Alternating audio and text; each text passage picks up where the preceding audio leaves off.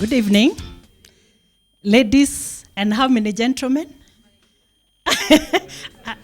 How many gentlemen in the room? Eric, wow, I don't envy you, but you put up such a good show. Didn't he? You know, being in a panel again is 1, 2, 3, 4 women. It's not a joke. Yeah, you did very well. I'm very proud of you. So, really nice to see all of you today. You know, after Waithera's introduction, I'm now feeling a bit, I don't know whether it's imposter syndrome or I'm now doubting, can I do this in a room full of people? But I will give it my best shot. So it's an honor for me to have been invited by the organizers today. Thank you, Waithera, for reaching out. It's one of those requests you get and you have to sit down, think, now, can I do this? Can I not? Because I was in Kinshasa today. I had my regional board meetings, so the latest station was DRC. Equity is in 6 countries, Kenya included. DRC is one of them. So for the last 3 weeks, I've been to Uganda, I've been to South Sudan, I've been to Rwanda, I've been to, where else? Tanzania and DRC. So I knew I was traveling back. Sometimes I travel back on Saturday. So I wasn't sure, am I traveling back on Saturday or Friday? So I checked with my colleague and she told me, you are coming back on Friday. Your flight lands at 4 p.m. So just like, oh my goodness, do I have time to shower, keep my bags, suitcases? And I said, okay, for Waithera, I can do anything.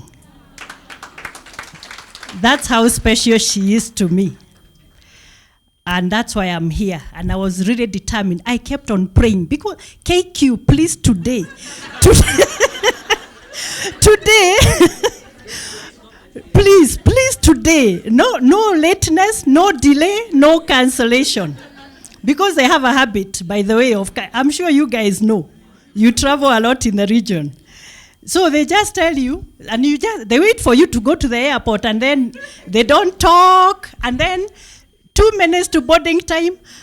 Ladies and gentlemen, mabibi na mabwana, tunasikitika. So today, my prayers worked. They were right on time.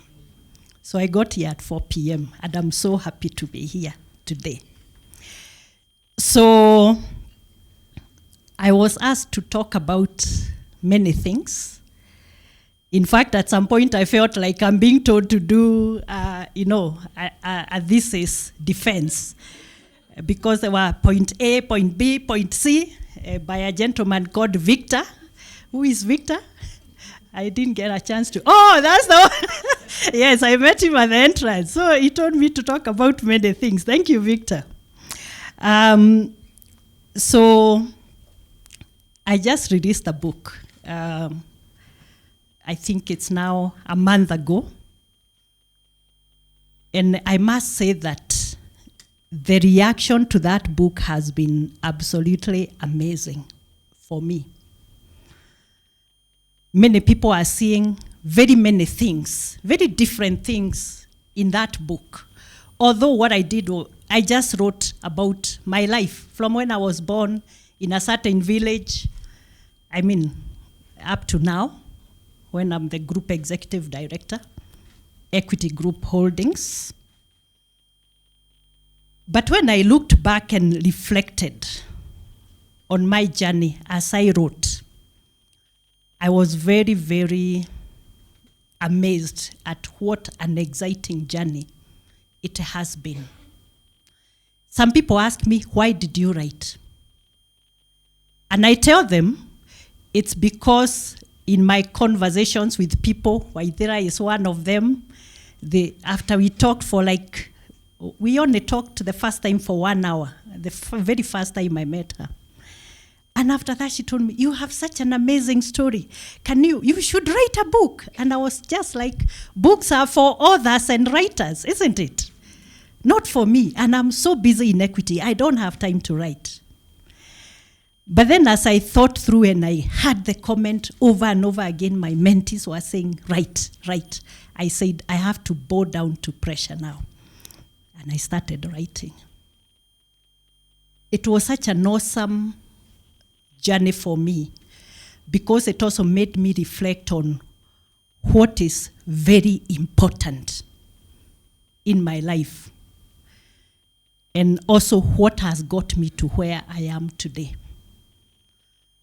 And sometimes we take these things for granted. You may take the fact that you are a senior, accomplished marketer or whatever other profession you are. Today, you may take that for granted. But please don't. You need to look back. Now, all of us went through various stages, and this is everyone here. It doesn't matter whether you grew up in Kenya, in Uganda, wherever. You followed stages. You were born, then you messed around like a toddler, and then you went to school. These days they call it, what do they call that entry level? Nursery. We used to call it nursery. Now I hear it has another complicated name. What is it called? Kindergarten. Or preschool. Others call it play school. And then you go to primary school. And then you go to secondary school, high school. And then you go to university or college, depending on what you choose to do. And then you do what? You go to what? You go to work.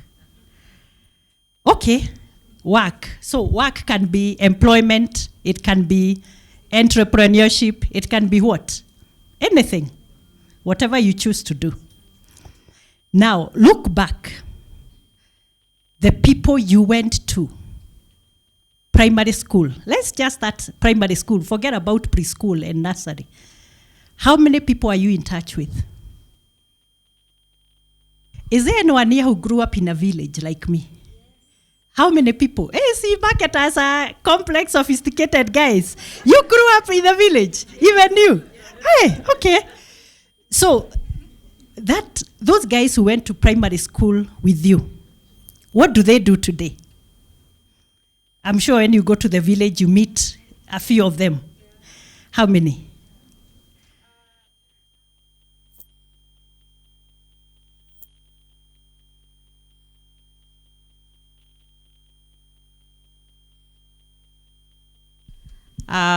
One is in entrepreneurship, undertaking a micro business. The other one is a teacher. So one is a teacher, the other one is an entrepreneur. Are there others you see in the functions? What do they do?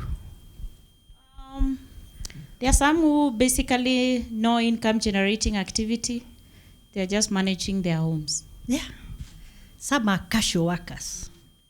And I ask myself, if I went to school with this person who is now a casual worker, did we read the same books? Absolutely. Did we have the same teachers? Absolutely. So, why is it that I'm in the position I am now today, and this person who sat next to me in class, I employ them to till my land? Have you ever thought about that? Think about it.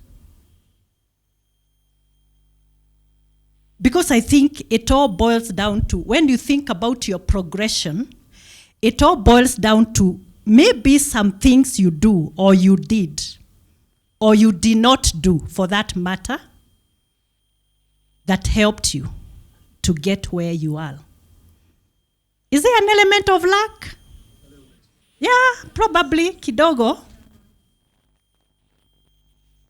But by and large, is the decisions that you make. And it is also how you dreamt those days. So if you see my book, I've talked about my dream. Why my dream? My mom was peasant, single mother. Oh, sorry, I need to introduce the guys I came with. Why are you laughing now? Lisa, please stand up, and Jackie. Those two beautiful young girls, those are my two daughters. Yeah. The middle born, Jackie always says, you forget my name sometimes, this one. And it is true, you know, sometimes you're, and this is, and you're trying to think, what's your name? So that's Jackie, the middle born. And then Lisa is my little, she doesn't like me calling her that. Yeah, the big little girl. Yeah, so thank you for coming and for supporting me. So that's part of my family. And my oldest is not here. She's working abroad, so but we are in touch. Then I didn't come alone because I knew the marketers are likely to overwhelm me. And I was very scared when the conversation was going on. I'm like, but these guys are saying all the things I wanted to say. I have my 3 colleagues. Please stand up. Now, I have bankers here. So hopefully 3 bankers are going to balance off the equation. Yeah? Isn't it? So you help me balance the equation. Let's not be scared of these marketers. We cannot be scared of them. So thank you so much for supporting me. And they are really part of my story of give back, what I've done in the bank in terms of uplifting women, which I'm very proud about. So I was in the story of my single mother. I'm sure most of you know a peasant single mother in a small piece of land in some village in Nyeri. What are the odds? What are your odds? Not very good. But there's one thing, because my mom was my biggest role model, there's something she told me that I never forgot. And I said, if nothing else, Mom, I'm going to do this. She told me, she used to call me Wangari, you have to work very hard in school, when I was in primary school, and get yourself out of this, not poverty, village. And get yourself out of this village. But you're right. The village was, there was quite a lot of poverty around us. I had to get a bursary to pay school fees partly. And of course support from some friends and family and all. So I took that and I said, yenyewe, if I don't do that, I will become a what? No, usually what happened, and I'm sure a lot of you can identify with this, is a lot of the girls who are in my class in standard 6, 7, as we grew up, they became mothers when they were in class what? 7, 8. Then what happened? That's it. You became a housewife, the man who sired the child. You know, the guy just disappears. And there you are left. Then you get another one. And the same story begins. So, you're rephrasing it again now. So that was the story. And I said, I cannot be in that cycle. Because if I'm in that cycle, what will happen? I'll just become like my peasant mom. Not to say it was a bad thing, but I wanted a better life. I wanted a better life than her. So I worked very hard. She allowed me, even if I had to till the land like everybody else, there was no exemption for us. She allowed me time to study. Like she would tell me, you go to the land in the morning, go to the farm. Lunchtime, you go and study. She allowed me that time. And I really appreciated it. So come standard 7, me, I didn't go to standard 8 like some people. I had the top marks in that village, in that school, ever. And that is what allowed me to go to secondary school, high school, one of the best in Nyeri, and then I went to Bishop Gatimo Girls for A-levels. So I had to work very hard. And you know, the circumstances then is not like now. I mean, now, most families, they have electricity, they have power, they have water, they have internet. That time we didn't have those things. I mean, we didn't have even proper lamps. I'm sure some of you know what we had to use. That, that. Improvise at home. That's what, I tell these girls that and they feel like it's a story. It's a story for them. But that's what we had to do. Now, one of the factors that I have, and that is not just for those conditions in Geshagi, as we call it. Even in your current engagement, we have sometimes to develop a certain level of resilience to overcome the challenges. You just had the debate we had in the panel. It requires a lot of resilience for you to overcome. So you will have all those difficult colleagues. Some of them are looking for your downfall. You have all those difficult clients, like the one who made Samantha almost weep. But she refused to weep. So refused to weep, refused to cry like her. But you ask yourself, she asked herself, what do I need to do? So that next time, when that guy comes my way, I will tackle him. But more importantly, how can I avoid the pitfall that caused that situation that I was dealing with? Because even her, she knew there was a problem.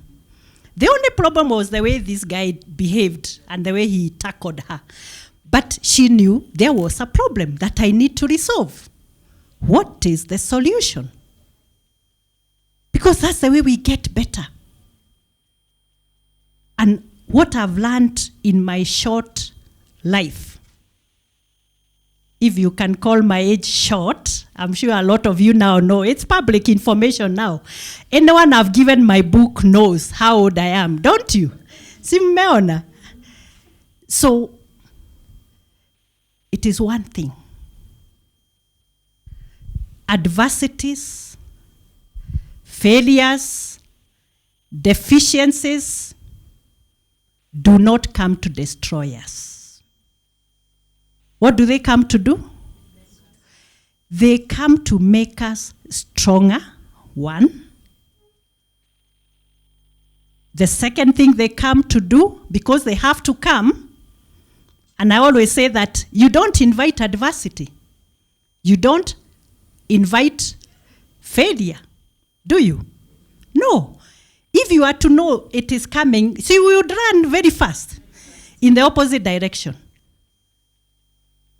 So it just comes and finds us. So I always say it is coming to allow me to change direction. To change direction. Develop a new way of thinking about something.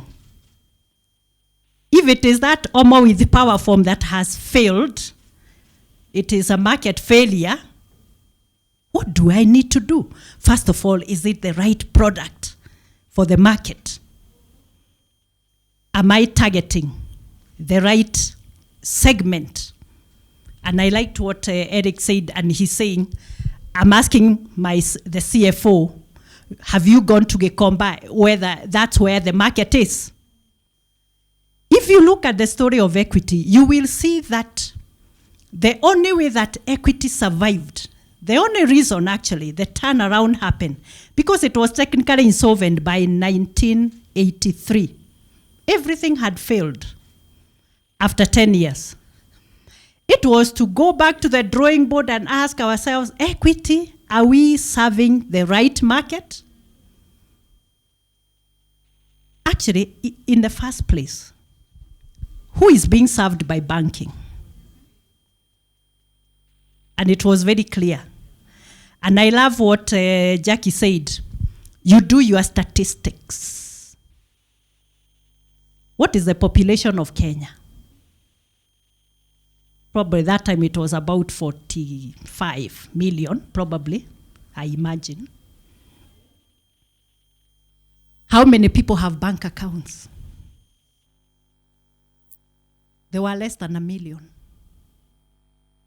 Less than 1 million in a population. So you will always assume that 50% of the population are adults, either in employment or in enterprises. So they have some income, however small or however big.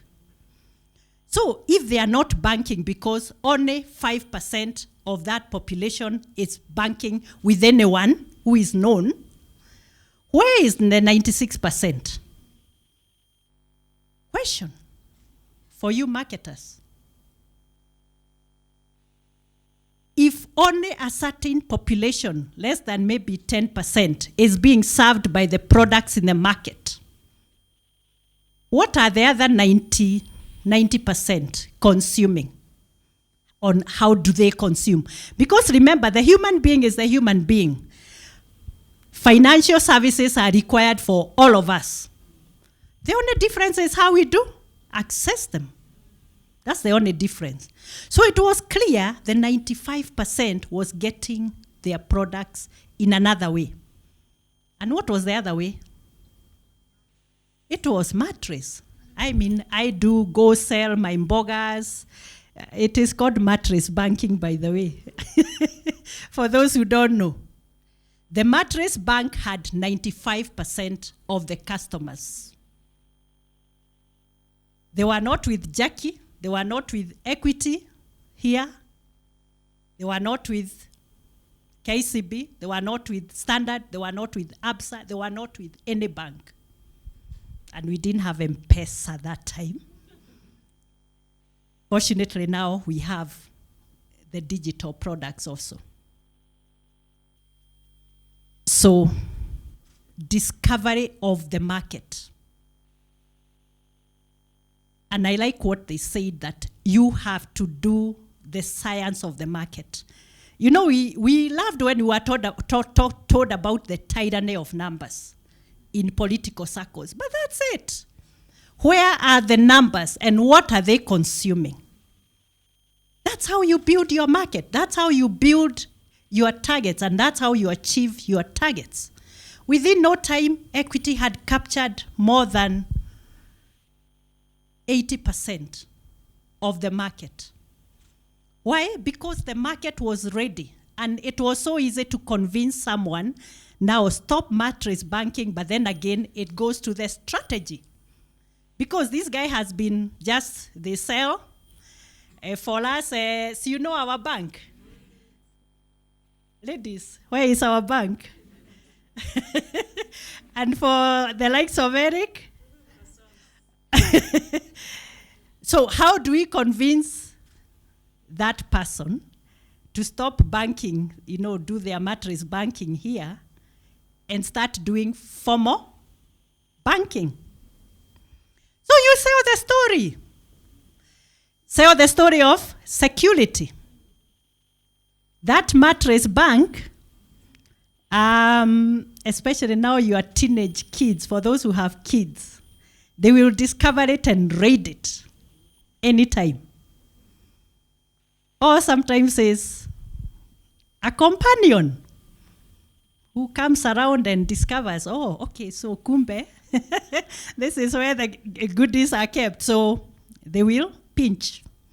Story of security. And then we saw the story of additional value benefits. Value, what do you marketers call it? Value what? Yeah? Value adds. Yes, value adds. So by the way, you open the account, you bank for 6 months, and then after 6 months, now we can top up for you, you can buy an asset. That's how customers came, because they can see security, they can see, yeah, you get some interest, that mattress doesn't pay you anything. Ukiweka 10, utatoa nini? 10 if it is still there. Yeah, the story of security, the story of the additional benefits. Interest, you can get a loan against it. You can bring your money anytime. That's how equity became very easy, because other banks used to ask you, oh, put a deposit, and then you can only come for it after 7 days. And we said, kama ni pesa ni yako, why can't you come for it? Today, 3 times. If there's money in the account, come for it if you have money. Make it easy, convenient, accessible, affordable. That's how we broke the ground and turned around a totally technically insolvent institution. So you have to think through, understand your market, and then lay the strategy, the market segments you want to target, depending on what you're selling and who you want to sell, and your assessment of the market. But then there's something else that is also very important, beyond the numbers. What is important beyond the numbers is that you must, as an individual,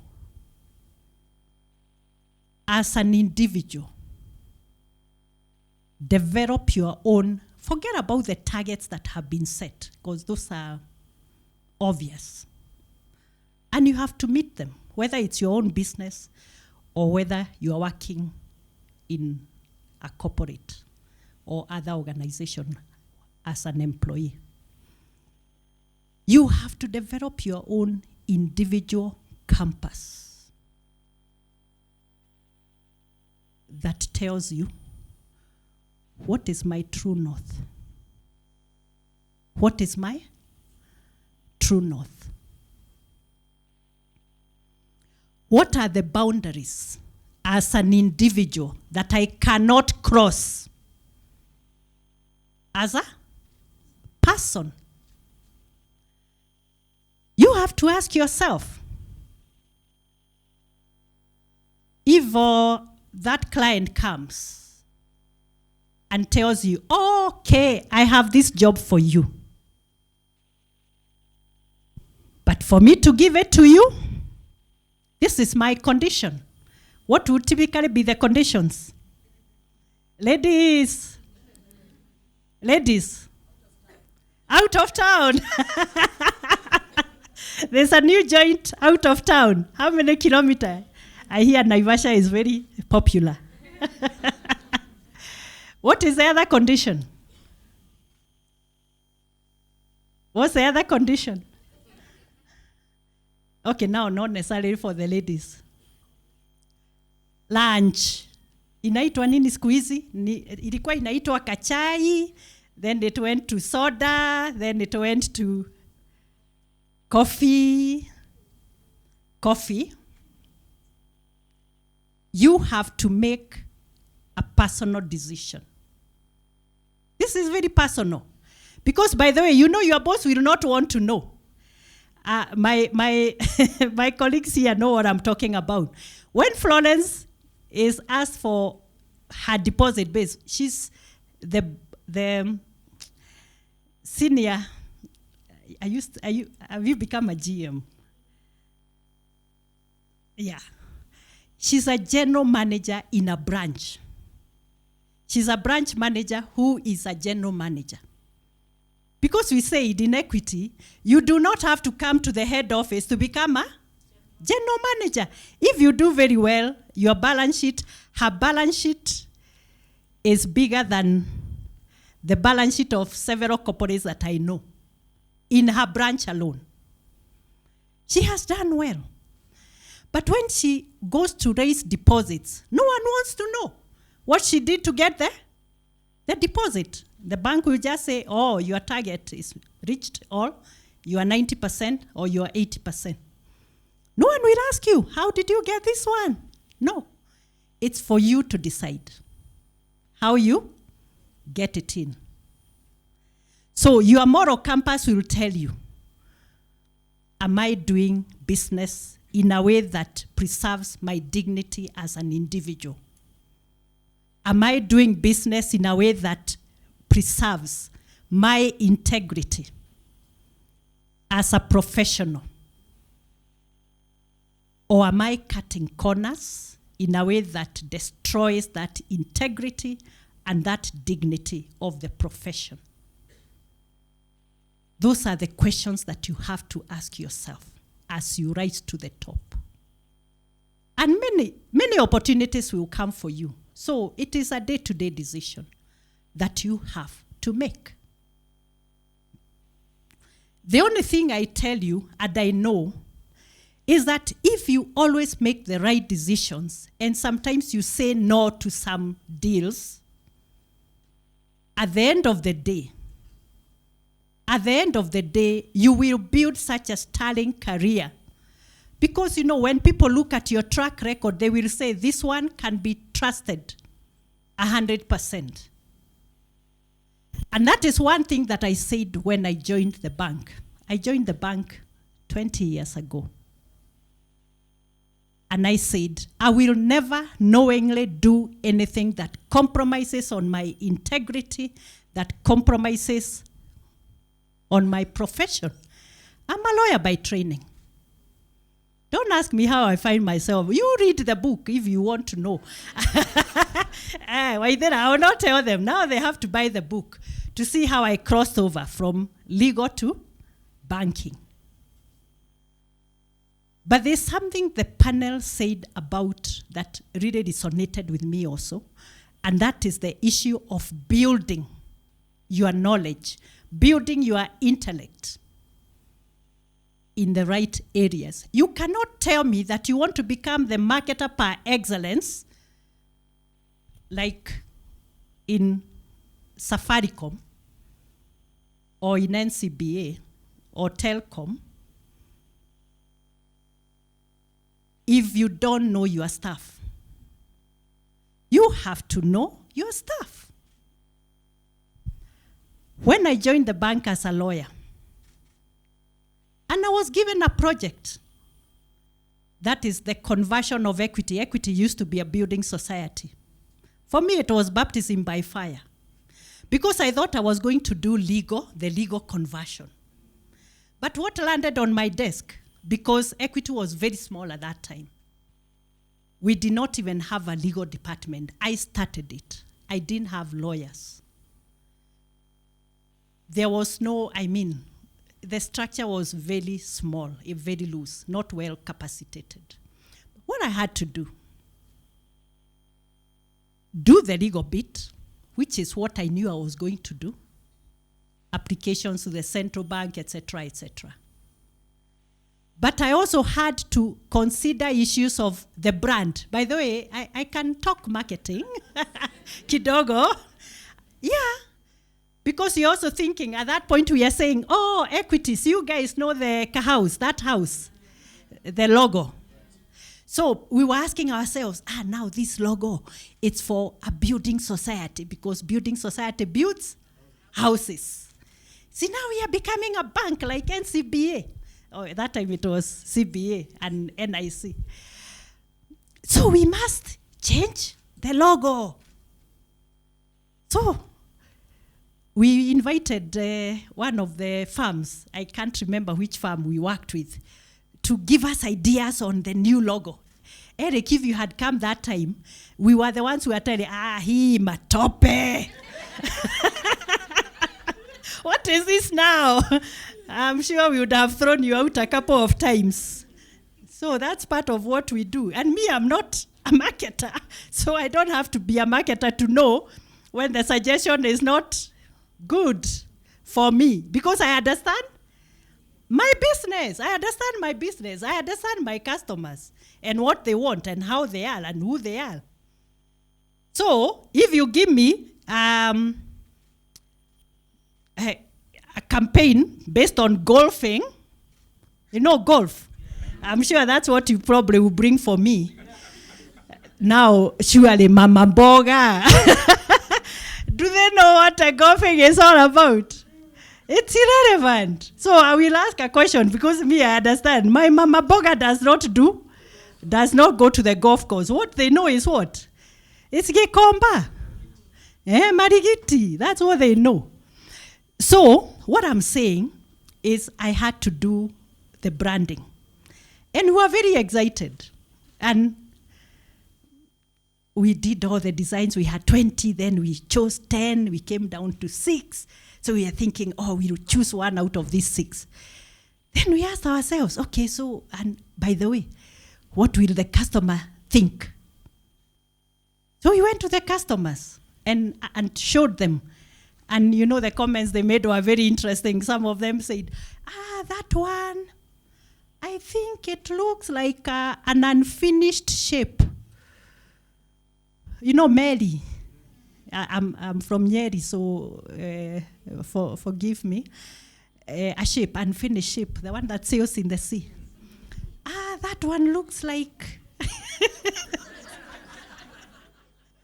So they discredited all of them. They didn't like, none of them resonated with them. So after all that, sheep. It's called sheep or shape or what? Yes, okay, that one. So none of them resonated with the customer. So it is good we asked them. And they told us, other remarks. Our logo, we like it because the house gives us warmth. Our house gives us, family, sense of family, love. Very interesting ways. That color brown, we love it because it's the soil, it's nature, it is nature, it nurtures us, we get food from it. What about the black? The black, it was brown and black and a bit of white, like the Kenyan flag. What about the black? The black is, see me, I'm an African, and Equity is a bank for Africans by Africans. It made a lot of sense. And they said, you can change whatever you want, go for all the licenses you want, but do not touch our, not logo, house. Do not touch our house. The voice of the customer. So actually you realize that for the last 20 years, we did not touch that logo. So we just cleaned it up a little bit, make the chimney smaller, elongate it a little bit, but we did not change it. Until recently, and even now, you have seen the new logo? Is it far from a house? It is still the concept of a house, but a more now modern, kind of abstract kind of house. That's how we did it. So I had to learn something about the market and branding to be able to do banking. That's what I mean. I had to understand the operations because come 31st of December 2004, we closed our business as Building Society and opened the bank on 1st of January 2005 as Equity Bank. What do we need to do from a business continuity perspective? All those things that you talk about, the stamp, received and signed. We have to think about them. I have to understand what the bank does every day for me to be able to head that project. It's very important. Then I come in and we are talking numbers. When Elizabeth here, she's a director of credit for a long time. She presents to the board. And she's talking about non-performing ratio. She's talking about cost of risk. She's talking about return on assets. She's talking about NIMs, net interest margin. Do you think they teach that in law school? Do you think I learned that in law school? No, I had not learned that in law school. Though I was a good lawyer, but I didn't learn that. So I had to learn that. What does this mean? And I used to read the annual financial statements, actually quarterly, because the bank releases statements quarterly, from beginning to the end. And sometimes I would run to Elizabeth and ask, okay, what's the cost of risk, Elizabeth? What does it mean? Is it a good thing when it's high, or is it a good thing when it's low? And she will tell me, wow, that one, it's best if it's zero. NPL, it's best when it's zero. Cost to income ratio is best when it's zero, low. What needs to be high? 100%. Return on assets, return on equity, net interest margin, the higher the better. I had to understand all that. So you have to build your knowledge. By whatever way, you need to build your knowledge. So it is not enough to understand all the marketing concepts. It is important for you to understand where is the market heading. What are the trends? What are the customers now thinking about things? That's why you can see we started innovating. The first thing we did was, the bank is too far from me, I have to spend money, I have to leave my farm to come banking 100 kilometers away. I spend money, I leave my job. So what do? Do agency banking.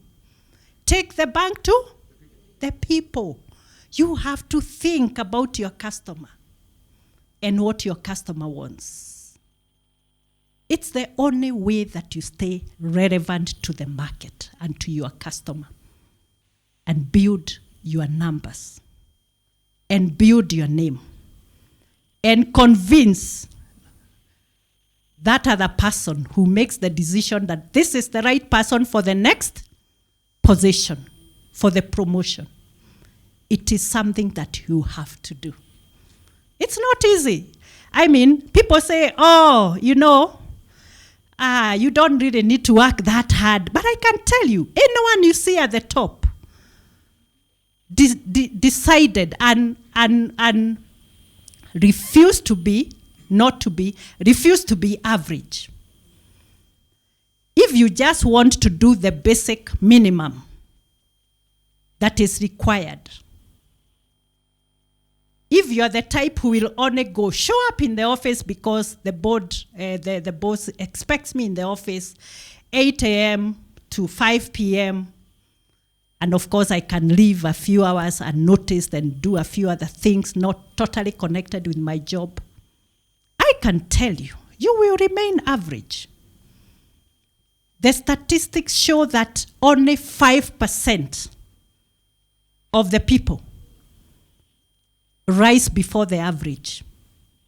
95% of the people have agreed and accepted to become average and to remain average.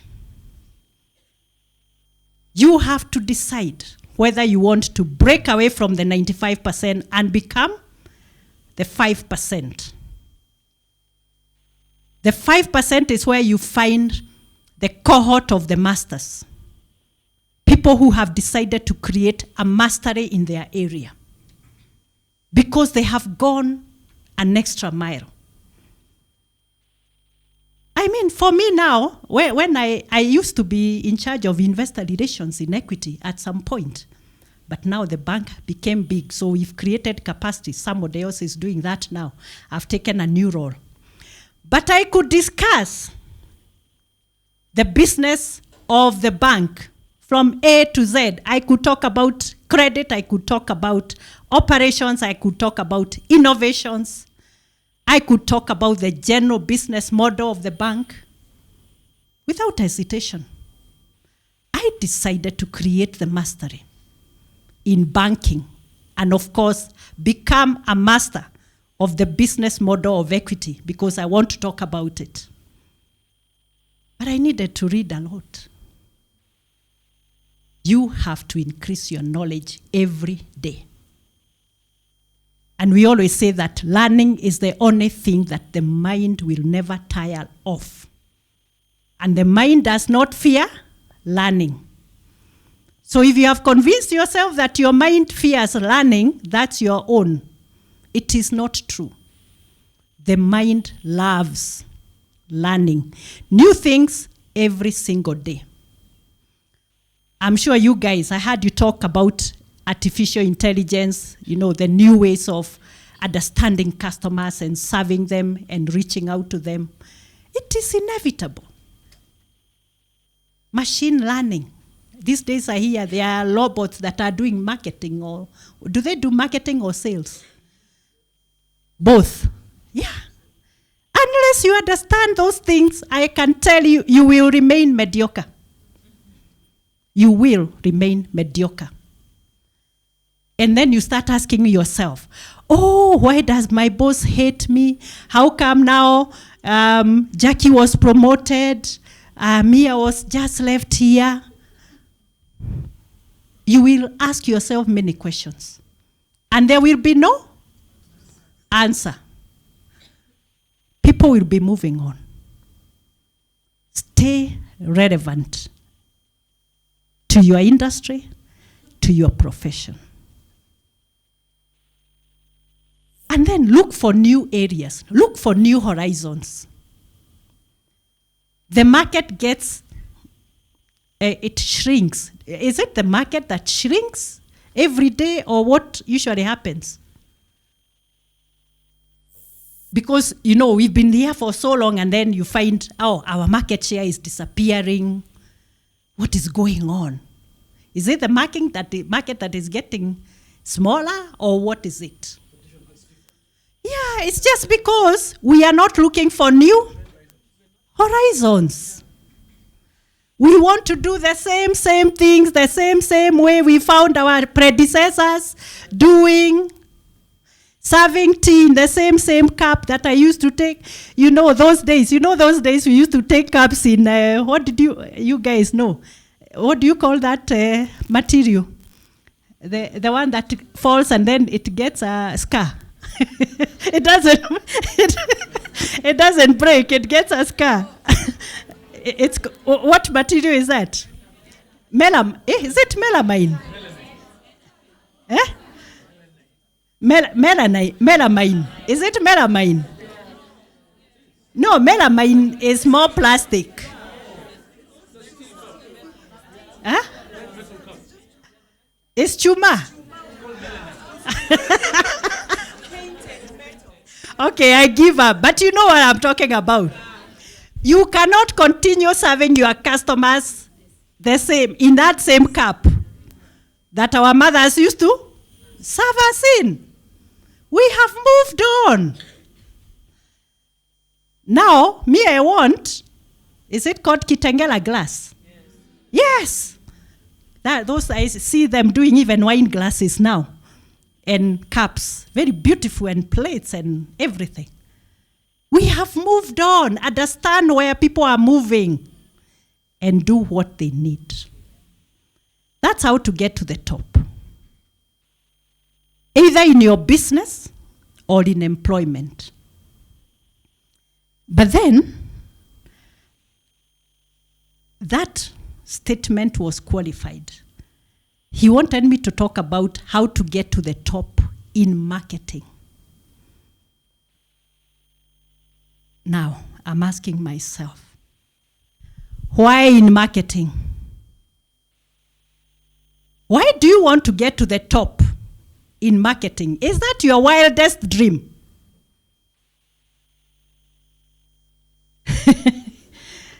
Just a question. Ali, why do you want to get to the top in marketing?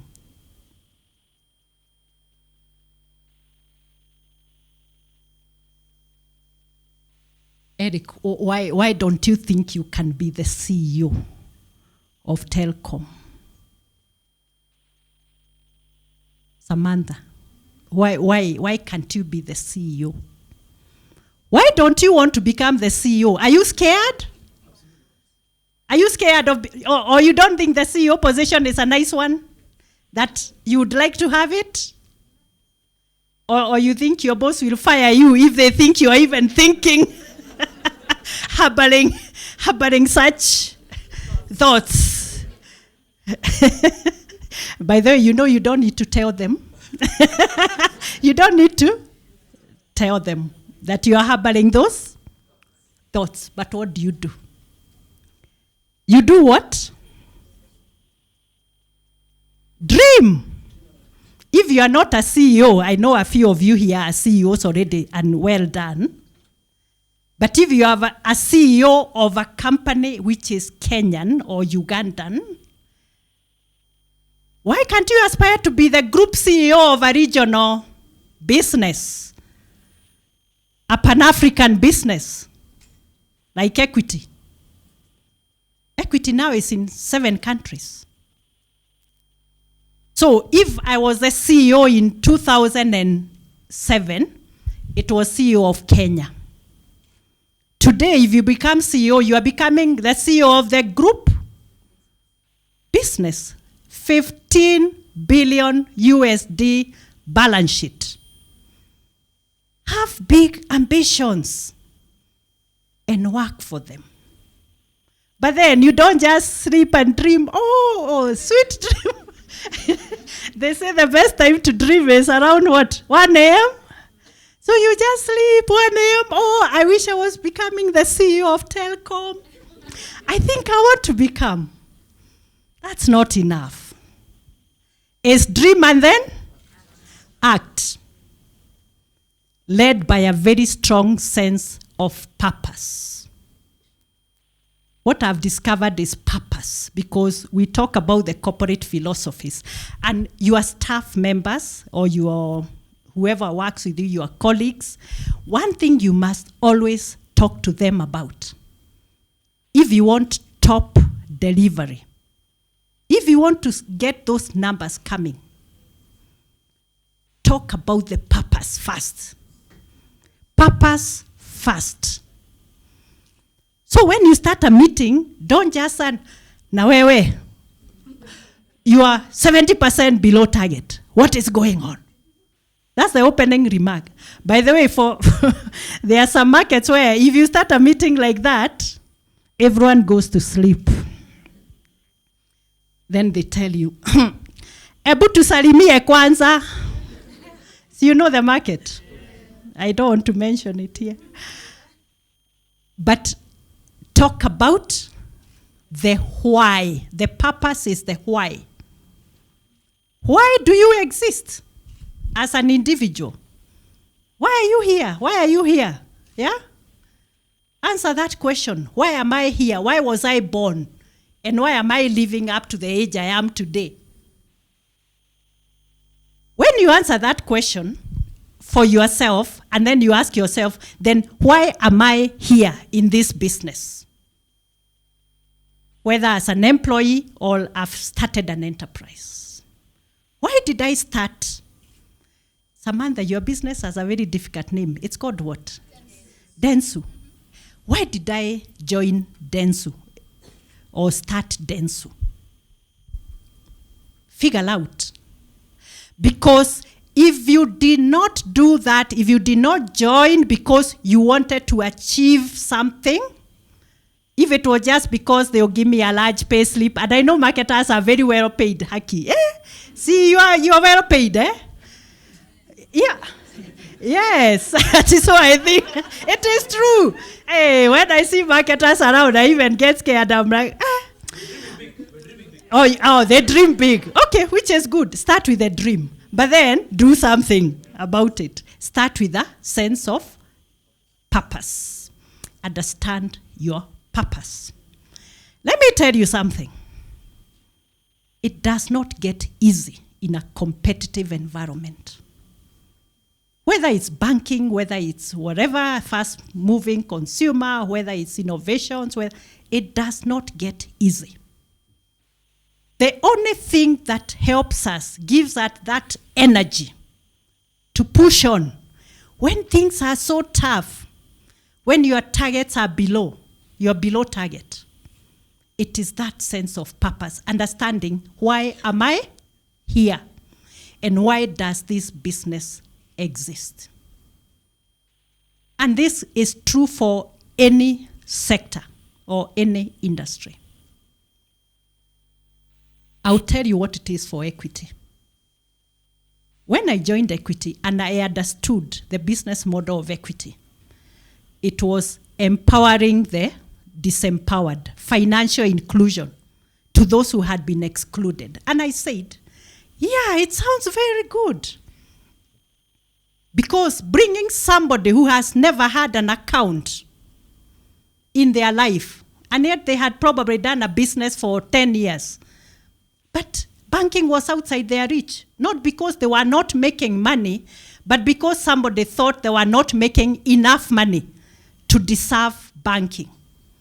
When I understood that, I said, I want to be part of this because I will be able to provide those services to the underprivileged. And many people laughed, and they said, actually, when we went to seminars, sometimes they would pass notes around and say, the bubble waiting to burst. How can they be banking the poorest and expect to make money? These people will never pay their loans. These people will never raise deposits for them. They have no money. They are poor. Who tells you that? Never judge a book by the cover. Those so-called poor people, we call them the bottom of the pyramid. When you look at the pyramid, you know about the pyramid. The socio, you call it the socio what? Economic pyramid. They are the bottom. But where is the majority? The majority is at the bottom. That's a fact.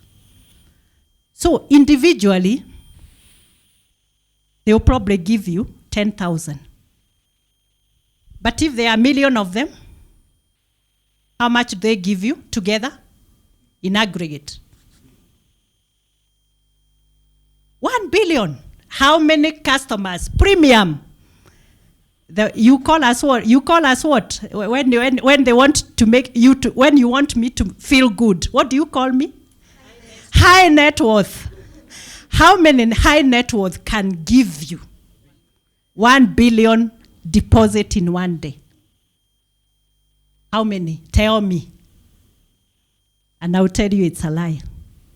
Very few. A few can, but very few. So this bottom of the pyramid is a big opportunity. So once you understand that, and what also happens is you do not do it because you want to make money initially. You do it because you are trying to provide a solution to that segment. Providing always look at your engagement as a solution provider. That's your purpose. But then once you do that successfully, what happens? The money follows. That's what happened to equity. Money followed the doing good and the solution provision. That's what happened. So figure out, what solution are you going to provide to the market? And then everything else will fall into place. The opportunity. Think outside Kenya if you haven't already done so. I'll tell you a secret. It's not secret because it's in our accounts. The second biggest balance sheet in our group is Equity DRC. It's called Equity BCDC. In Kenya, we have a balance sheet of about 10 billion US dollars. Sorry, it's about 8 billion US dollars. 8 billion. Can you guess how much DRC is? 4 billion. 4 billion. 4 billion of our balance sheet is coming from DRC. And then the other countries together, combined, are producing what? Another 3 billion. So think about diversification. So don't just rely on that one particular product that is doing so well, you get carried away. Because we're always saying, if Kenya is doing so well, and people used to ask us, even investors would challenge us and ask us, but you're doing so well in Kenya. Why are you risking your money going out there to risky markets like, DRC, whatever? But we said, we want, first of all, our purpose is to empower people. DRC banking population is only 5%, just like Kenya was all those many years back. And we said we are going to provide solutions there. So that's number one. But number two, their population, 100 million people. What can you do with 100 million people? Just think. Waithera, your yogurt, you can start selling 10 million packets per day in DRC. Soap, water, juice, whatever. You will sell in huge numbers. But also answer a problem, be a solution. Because they import everything. So even if you decide to go and manufacture there, it's okay. You create employment for the people. And then you provide goods and services and products to them. And then you also diversify because you can see what we are going on through here in Kenya. Kenya market is challenging now, isn't it?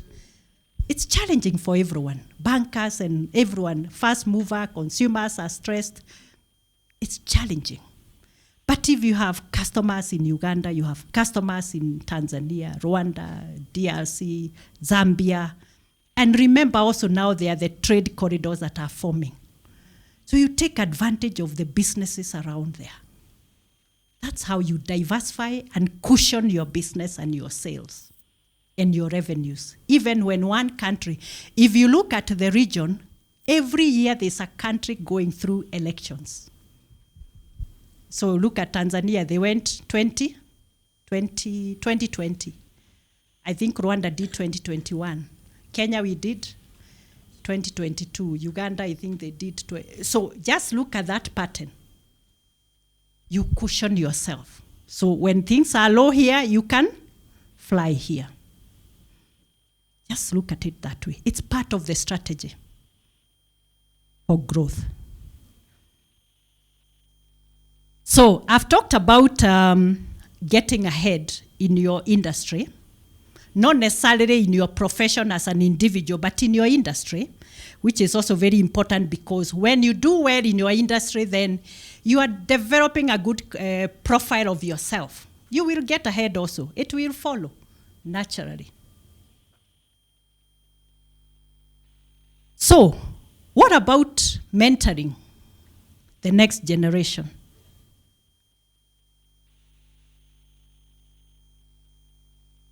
One thing that I've learned, very simple principle, and I would love it if you adopt it. When you learn something, you are supposed to do what? Teach. You learn something and you teach. When you get something, you get a profit. You're on the payroll. You get a salary. When you get something, give. Simple. When you learn, you teach. When you get, you give. Very simple principle. Why? Why would you do that? What's the rationale of giving or teaching when you learn? Why? Why is it important? What I've learned is that when you lift others, you also rise. You lift yourself. Invariably, you also go up. And you will see that even in your business, when the board or the management is making a decision on whether to do a promotion to the next level. Maybe a vacancy has arisen in the next level above you. What is the first thing that they have to decide? Whether to do an internal recruitment or an external recruitment. What do they decide? How do they decide? I will talk about it because we do this in equity. We first of all look at, we need to promote Florence, but she holds such an important docket. When we promote her, who will take her position? Do you see what I'm saying? Who will take her position? Does she have someone in her team who can take her position? That is what the management or the board will look at before they promote you. Because they are not going to create space, a gap in your docket to promote you. They will say, okay, let her stay where she is. We will recruit from outside. Because we are short of capacity at the bottom. That's why you need to teach and mentor. And I love that conversation about the lady boss and all that. The first time I was called lady boss was on LinkedIn by my colleague. You guys know him, Mark Day. And I was like, you mean I'm a boss? But let us be very conscious whether what we are doing it to promote and to mentor and to grow, or are we doing that to suppress? We should never be scared of getting strong deputies or juniors. It is good for all of us. It is good for all of us.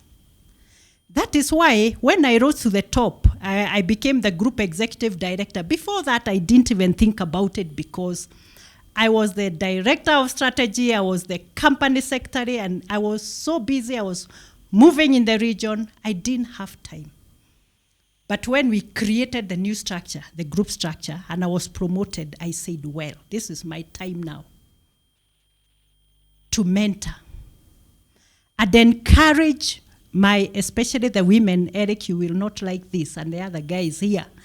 But the women were missing at the top. And I said, I will create a program just to encourage my colleagues to aspire for top leadership positions. And, build the confidence. You remember that confidence we were saying, would you go make that presentation if you are only 60% ready or prepared? I want us to do it even when we are 50. Because even if you don't get that position, you will learn. And next time you will be more prepared, you will probably be at 90%. That's how I see it. So I created the program. We call it EQUIP, Equity Inspire Program for the women. And by that program, I receive messages every day. My colleagues tell me, you see, I was almost giving up. I was thinking banking is so hard. I almost left. But now I've been promoted to credit manager. I've been now in charge. I've been moved from a smaller branch to a bigger branch. That's what I want to see. Women telling stories of progress and growth. But then we also realize that this program cannot only serve the women. Even the men need inspiration. So we have also created one for the men, and we have joint activities. We have specific activities for the men and specific activities for the women, and some combined. And it's working very well. So let us learn how to mentor. Because once we lift others, we also lift ourselves, if for nothing else. But also the satisfaction and the fulfillment it gives you. Every time you see someone, and I've seen girls I've talked about in the book, case studies, real. I mean, a girl who fell out of school because she was pregnant, her life was almost over. You know how these things go? And you tell her, do you want to go back to school? Yes. You go. Go to another school. Go do Form 4, B+. Can you imagine getting a B+? She's a nurse now. And then you see the things now she's doing for her family. What else would give you more happiness and more satisfaction than that? Seeing how also she's able to lift others in her family. And when you lift your family, you lift the community. I'm just being told amazing things about what they are doing, those who benefit. I think you need to try it. I supported a school in Migori. And my biggest satisfaction, because they are a school for the deaf and the dumb kids. These kids are usually abandoned because there are some taboos, you know, because they believe, or if you gave birth to a defect, you know, a child with such a defect or disability, it means you must have done something bad, like you cheated or you are unfaithful. So you are cast out with your child. And they didn't have a dorm, they didn't have a class, they didn't have anywhere to stay, and they were being thrown out from where they had temporary accommodation. I said, I will build a classroom. And somebody asked me, why? What made you think? What made you do it? Honestly, I don't know. I just felt that was the right thing to do, because these kids are just like my own daughters. They have aspirations. You should see them doing the skits. When I grow up, because, you know, in sign language, I want to be a doctor. I want to be a pilot. I want to be... Isn't that what our kids say? Yes. When I grow up, they are the same. When you call them to dance, they will dance just like any other child. There's no difference. The only difference is that they are abled differently. They are abled differently. They can't speak. They can't. Now, you should have seen the joy in their faces when we inaugurated the classroom, finally. But as if that was not enough, after that we got other people to come in. We got someone who volunteered a dorm, another one who volunteered they actually did piping, because they are on the lakeside, Lake Victoria. So they were able to pipe water from the lake and treat it. So it is good for their own use. And they have now constant supply of water. So someone volunteered to do that after that. Another one offered solar heating and lighting. It was done. Within a space of a few months, they had a dorm. They had a dorm. They had a classroom. They had solar. They had water. They had a greenhouse. Someone else just brought a greenhouse and set it up for them. Now grow your own food. You don't need to beg for food. What else could be more satisfying and fulfilling? That's why I do it. So I think you need to think about your life, not just as a matter of how much am I making, how much am I investing, how much am I... The biggest investment you can make today is in the community. But of course, choose projects that make sense. They are sustainable and they are making a difference. I mean, don't do those photo things, please. Don't do photo sessions. Don't. That one is not giving. I know marketers love this, but so you do.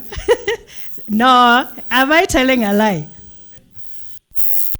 Am I telling a lie? Now, we talked about networking. The power of networks. Networks will take you very far.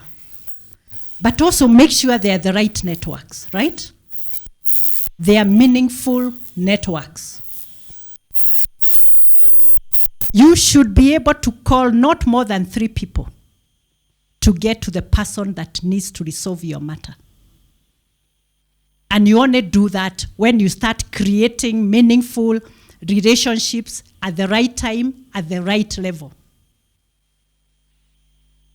But also keep on challenging yourself.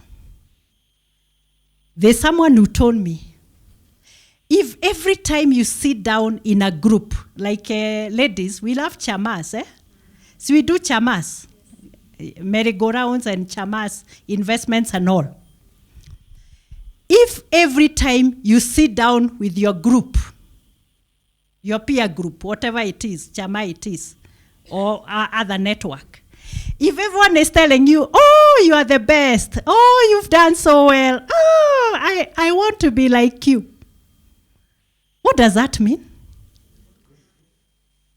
It's time to leave that circle and look for another one. Look for another circle that will challenge you. A circle that will make you feel like you've wasted your life so far, yeah? Where the others are telling you, oh, you've done so well. By the way, I don't like being told that. Because, you become complacent. And you feel on top of the world. And then later on is when you realize, kumbe I've been left here, others have moved on. The world has moved on. So you have been doing well in the wrong circle. Go find the right circle, the circle that is going to challenge you even more, to do more. If you're feeling like that. Now, this is unique to marketers. Because, marketers, just the way we are, the way we marketers are, we like feeling good. And we like copying others. True or false? Oh, did you see the car that Jackie is driving? The next day, what do? That looks like a brand new Mercedes from, who sells Mercedes-Benz these days? I think did Tidobi disappeared or what? Is it still there? They are there. Oh, okay. I think I'm behind. Oh, they are struggling. What happened? The high net worth are not high net worthing anymore. I've not heard Toyota is struggling.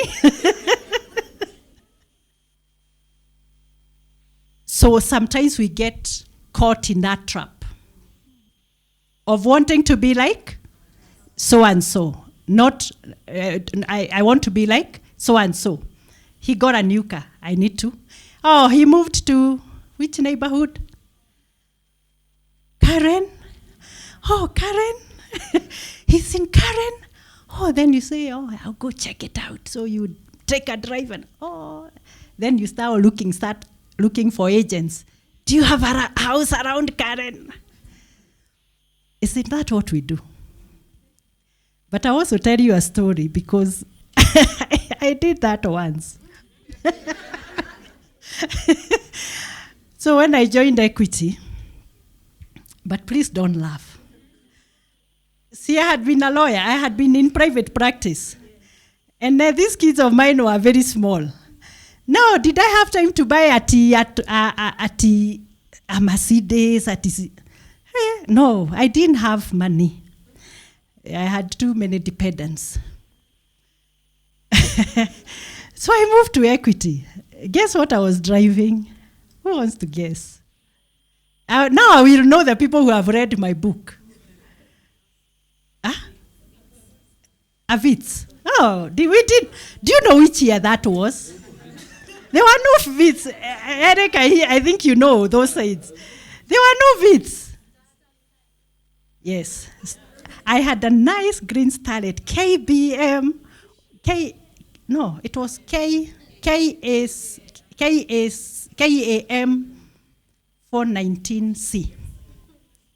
I can even remember the number of it. A green, nice, beautiful one. Hey, that castanet used to take me to Meru. I would wake up early. That time Jackie was like a few years old, 2 years. So I couldn't sleep. So I would wake up early, drive quickly, 160, 170. Can you imagine? Get to Meru by 7:30. The lawyers of Meru would come and find me sitting in the courtroom. I do my matters and then I come back the same day. So when I joined the bank, see, I still have my castalet. Then I was appointed the director of legal. Then, but me, evening I just take my castalet and go home. What's the big deal? So, my colleague who was in finance, no, he was not in marketing, by the way. He was in finance. He went to the CEO. And he told the CEO, imagine, our director of legal, do you know what she drives? Do you know how he described that car? For those where you were brought up in shags, those cars that boys used to make in Geshagi, what did they used to call them? In Kikuyu, kegaragari, for those who are Kikuyus and you understand Kikuyu. So it's like a toy car that boys used to make in the village. Like an imitation. You get what I'm saying? Imagine, our company secretary drives that toy car. Have you seen it? What he didn't know is, my colleagues know, James does not keep a secret. So he called me to his office and he told me, oh, Mary, by the way, how is your car? And I say, oh, it's good. I love this car. Do you know, I even now started recounting stories of where it has taken me. And I went, and it was good. It's fast, Then he tells me, actually, now you see, there's something called brand.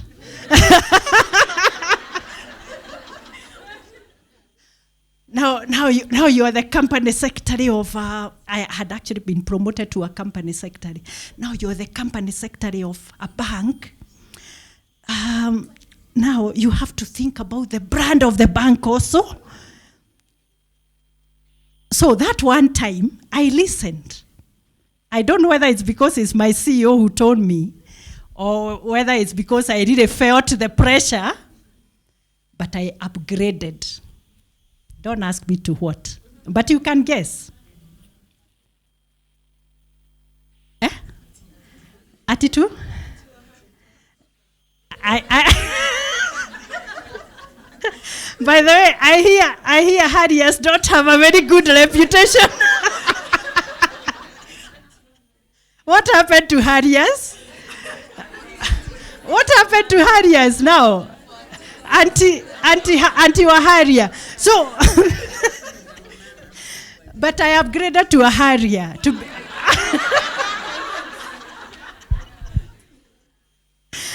Now, do you know why I upgraded to a Harrier? Do you know why? Because that time, before people became very intelligent, people used to think a Harrier is a Lexus. You understand? So actually many people, especially in shags, they would say, Aya, amenunua Lexus. And I used to feel very nice, You feel very nice. So anyway, on a serious note, you must remember that it does not matter what you do. It does not matter what you do or what you say or what you buy. You can never become a better version of the best person you relate to. You cannot become better than Mary. It doesn't matter what you do. You cannot be a better version of me. But you can be a better version of yourself if you do the right thing. So I think for you, the best competition, the best competitive strategy that you can develop for yourself is becoming the better you. Learn your strengths. Some people are really good at selling. Accentuate that strength in many different ways. You know your weaknesses. Maybe you know you are not very good at timekeeping, or you're not very good at doing this or that. Try to manage your challenges and your weaknesses, and accentuate your strengths. So every day you are working to becoming a better you. And do not be a slave of peer pressure, because that is what has brought the downfall of many. And I'm sure we have examples, right? Let us not be victims. I am saying that especially in the context of the environment we are living in now. And we are finding it does not matter who you are. We are having to sometimes even cut down and lower our standards a little bit. Is it true? Even in our corporate lives. So things that we used to do, expenses that we used to incur, and we are saying, looking at it critically and saying, do we really need to do this? Do we really need to spend on this? Or can we move that budget to this? We have to critically think about that, both in our personal capacities and also in our corporate capacities or our enterprises. Because we have, again, to always understand the circumstances that we are dealing with at any one time. Always cognizant of the fact that things do change over time. And we have to change and adjust and adapt to the new circumstances.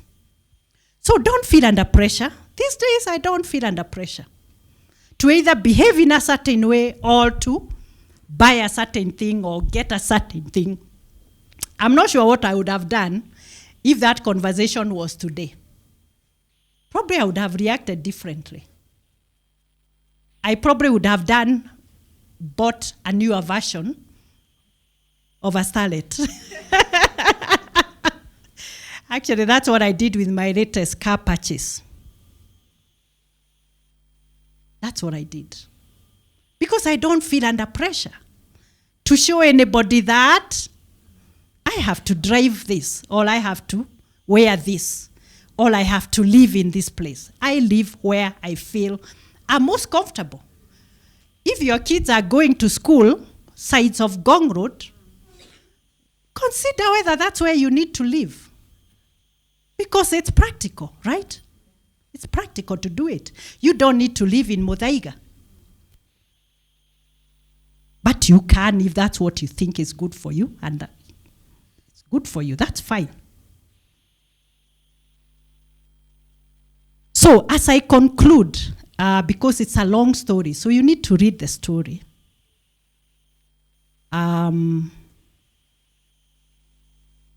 There are just a few things that I would like to emphasize. And the first thing is this. Never be overcome by the fear of failure. Let it not paralyze you. Let it not paralyze you, because if you become paralyzed, then you sort of like cannot act.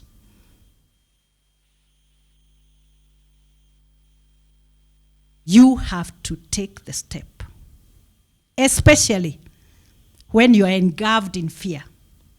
And you're asking yourself, what does this environment entail for my business? What does this mean? So sometimes you are too busy thinking about, high inflation, less consumer purchasing power, less sales. It can paralyze you. Don't allow it to paralyze you. Think about, what can I do? What steps can I take? Does that mean redesigning my product at lower cost? Or does it mean developing a new product for the new environment. Because we have also seen high net worths whose standards have come down. So they used to consume that, but now they need something else. Good quality, but more affordable. Think about the opportunity when you're facing a crisis. Because I always totally believe that there's an opportunity in every difficult environment, in every crisis. You only need to spot that opportunity, like the way Equity said, okay, we are being shut down by the central bank now. We are totally, technically insolvent, but we have to survive. What do we do? New business model, new customer segments, new markets. Think about it. Second one, your integrity as an individual. It does not matter how good a marketer you are. If you fall short of integrity, it will come tumbling down at some point. So think seriously about that. I talked about it. And the third one.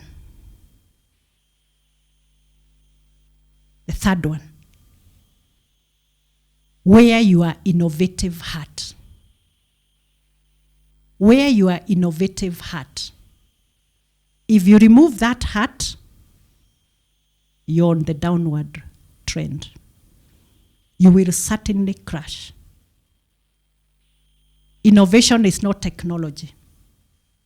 Innovation is you are thinking about the market. You're thinking about products. You're thinking about your sales strategy. You're thinking about the brand positioning. Innovate around that. And you will be able to ride any tide, however difficult. But always remember also that calm waters do not create skilled sailors. Calm waters do not create skillful sailors. What creates skillful sailors is what? Is the turbulence. It is the storm. It is the storm that will determine how good you are, how resilient you are. And expect that the storm will come, if it hasn't come already. But figure out how to command the ship through the stormy waters. That is the one skill that is going to save you. But it will not only save you, but it's going to make you to emerge very triumphant. And you will put a stamp of success on your profile, either as a business or as an individual. I can talk for hours because I like talking, I guess, but I don't want to talk too much. I'll leave you with that today. But I want to thank you for inviting me, and also for me it's a big honor to be with you today.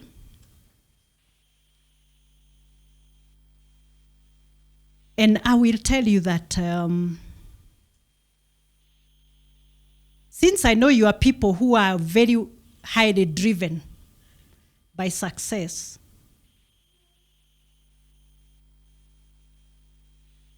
when you work very hard and you set your standards very high, as I know you do,